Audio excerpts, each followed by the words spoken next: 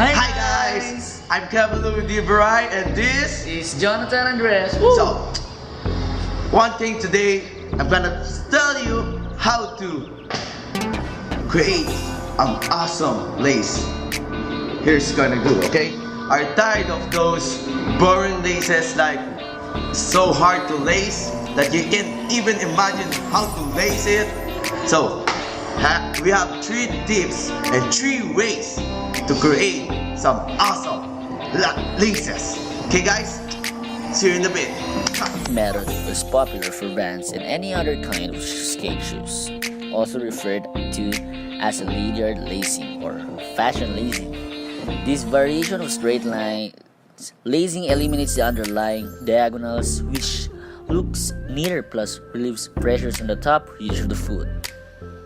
The said method is simple, comfortable, and appealing to the eye. It modifies the fit of the shoe by reducing the pressure on top of the foot, so it's great if your feet swell or if your shoes are a little too tight at the laces because of shrinking. It also is an incredibly easy lace to learn and can be used for any shoes that have an even number of eyelets, but can be modified to accommodate an odd number of eyelet pairs. Additional information: an eyelet is a small hole, usually around and finished along the edge, as in cloth or leather, for the passage of a lace, or cord, as in embroidery, for ornamental effect. Insert each end of the shoelace downward through one of the bottom 2 eyelets. The shoelace should now form a bar across the bottom with the laces going inwards. Keep the left lace on the left side and the right lace on the right side.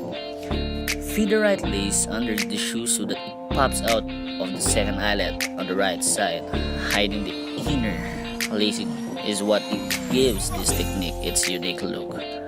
Whether you go by right or the shoe is right, doesn't matter. Make sure you stay consistent and the end of the results will be the same. Feed the left lace underneath the shoe. You should pop out of the third eyelet on the left side. You should now have an empty eyelet on the left side between the original bar and the emerging lace. Cross the right lace over to the left lace and insert it downward through the bottom second eyelet. You should now have 2 bars in your lacing. It should be on the left side as well. Cross the lace emerging from third eyelet to the right side. Insert it downwards through the third eyelet, and you should now have 3 bars in your lacing, and each lace should be on a different side of the shoe. Continue repeating this pattern. Feed the left lace underneath the shoe so that it pops out of the 5th eyelet on the left side. Then feed the right lace underneath the shoe so it pops out of the 6th eyelet on the right side. Cross each lace over to the corresponding eyelet on the other side to form a new bars. If your shoes have more than 5 eyelet pairs, repeat as necessary. Continuing to reverse sides after every 2 bars are completed. Is the diamond method. Put the first lace in the right side shoe, and the right side eyelet and the left side eyelet. Try to pair things up fairly, equally, and try to make it flat as possible to make it neat. Next is the left string should be put on the third eyelet on the right side, and it means inside, and it will go out the left second eyelet of the left side. Try to fix things up. Next is putting it on the right side, in the right side of the eyelet on the 4th part of it, and put it under the 3rd side of the 3rd eyelet, and then put it on the 5th eyelet on the right side. Try to pair things up again, and after which, go to your right string. Do it under the first cross stitch, and then put it inside of the second eyelet on the left side, and then put it on the 4th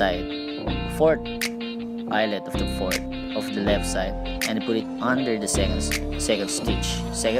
cross stitch, and then put it inside the second on the right eyelet. Try to pair things up again,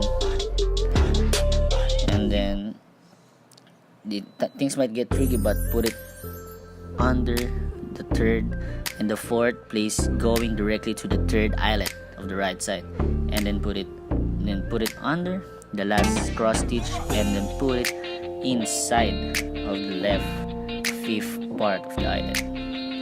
And with that, we're showing to you how the diamond lace was done.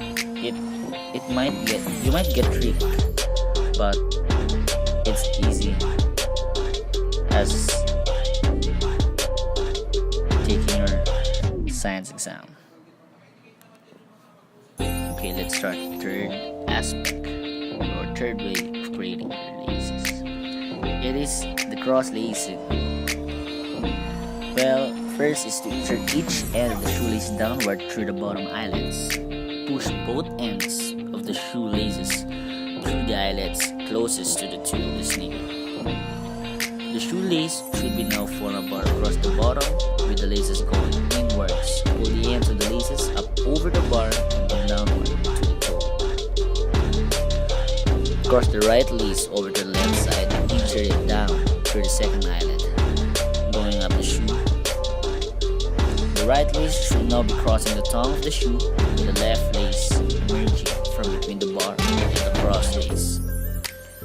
Pull the cross lace to the left, away from the shoe of course, to get it out of the way. It's usually easiest to do this with the shoes off and the sneaker facing you, of course. Whether you go by your right or the shoes right, doesn't matter. Just stay consistent and the end results will be the same. Cross the left lace over to the right side, insert it downward through the second eyelet, up on the side. Just as you did on the other side, you should now have a bar and two cross laces in your way lacing.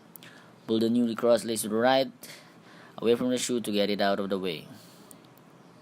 Continue lacing these patterns. Start by crossing the lace on the right side, hand over to the left side hand, and downward through the eyelet, making sure that the other lace now emerges from between two crossings. Pull the newly crossed lace to the left to get it out of the way, then cross the left lace over to the right side. Repeat until the shoe is completed lace.